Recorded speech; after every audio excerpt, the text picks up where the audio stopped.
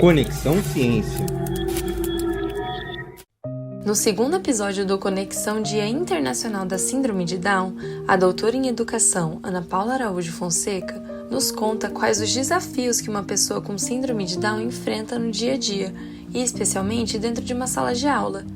Além disso, ela explica de que forma professores devem se preparar para receber e acolher um aluno com a trissomia 21.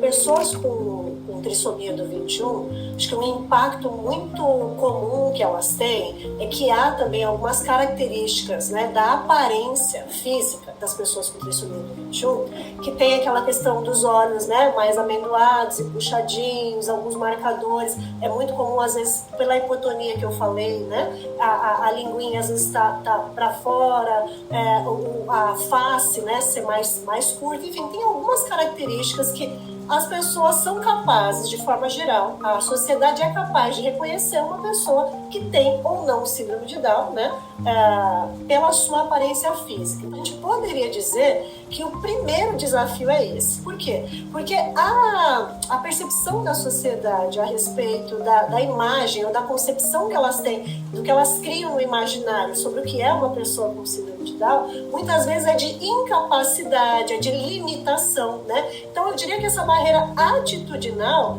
é um desafio bem relevante para pessoas que têm essa condição genética, porque a sua aparência física acaba sendo algo que coloca para as pessoas que entram em contato uma mensagem de incapacidade, o que é totalmente incorreto e inadequado, né? Mas pensando aí ainda em barreiras existentes na nossa sociedade. E aí, né, na sequência, então, já pensando sobre isso, né, sobre essa barreira, você vai pensar que uma criança com síndrome de Down, quando ela nasce, aí ela nasce também num contexto familiar, primeiramente, antes de pensar na escola, no mercado de trabalho, a família, né, também muitas vezes está atravessada por esses preconceitos ou essa imagem negativa que previamente foi colocada sobre pessoas com essa condição. Então, sempre relacionando a condição genética da trissomia do 21 como algo negativo, como alguém que não aprende, como alguém que não vai ser independente, que não vai viver sozinho. Então, como esse imaginário social ainda está muito colocado,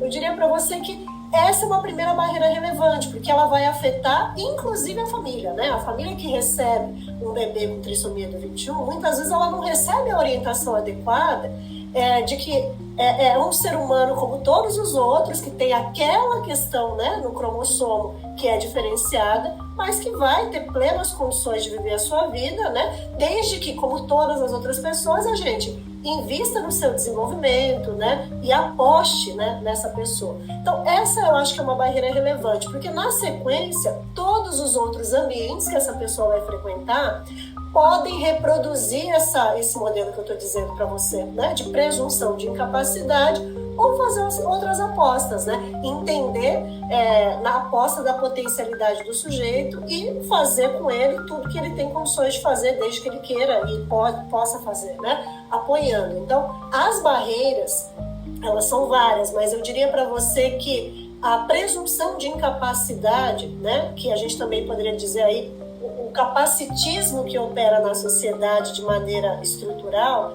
é uma barreira relevante desde o início da vida dessas pessoas, porque desde o núcleo familiar isso pode acontecer, né? E aí vai se reproduzindo em outros espaços, no espaço escolar, no mercado de trabalho, no lazer e tudo mais, né? Eu diria que esse é um ponto relevante para a gente pensar como principais barreiras, né? Presunção de incapacidade. O que a gente costuma dizer, né, como profissional da educação, que forma professores, o que um professor precisa fazer para ensinar pessoas com trissomia do 21 é o mesmo que ele precisa fazer para ensinar todas as outras pessoas, né? Porque, na verdade, o ato pedagógico ele é um ato singular, né? Então, o ato pedagógico ele não existe um padrão, né? Então, pessoas sem deficiência também têm estilos, formas e tempos diferentes de aprender sobre qualquer coisa, né? E pessoas com trissomia do 21 igualmente, né? Então, existem questões que são importantes da gente sempre lembrar, que o ato pedagógico é um ato singular para pessoas com deficiência e para pessoas sem deficiência. Então, o que um professor precisa fazer para ensinar pessoas com trissomia do 21? Ele precisa fazer o mesmo que ele vai fazer com as demais pessoas, né? Que é considerar quem é o seu aprendiz, né? De que maneira, quais são os pontos fortes do seu aprendiz e fazer a organização do processo, né? A partir desse ponto inicial do aprendiz e onde ele quer chegar. Acho que isso a gente precisa dizer. Mas é claro que, considerando possibilidades do que eu falei de cognitivamente, né? Se estamos falando de deficiência intelectual, é muito possível que pessoas com trissomia do 21 demandem mais recursos concretos, né? Uma explicação que hoje a gente já tem isso como legislação também, né? Assim, a linguagem simples. Então, que veja, não é algo que vai beneficiar somente pessoas com trissomia do 21. Linguagem simples, modelos mais concretos, possibilidade de experimentação, variadas formas, né, de apresentação do conhecimento, né, visualmente, auditivamente, podendo experimentar, é algo que beneficia todas as pessoas.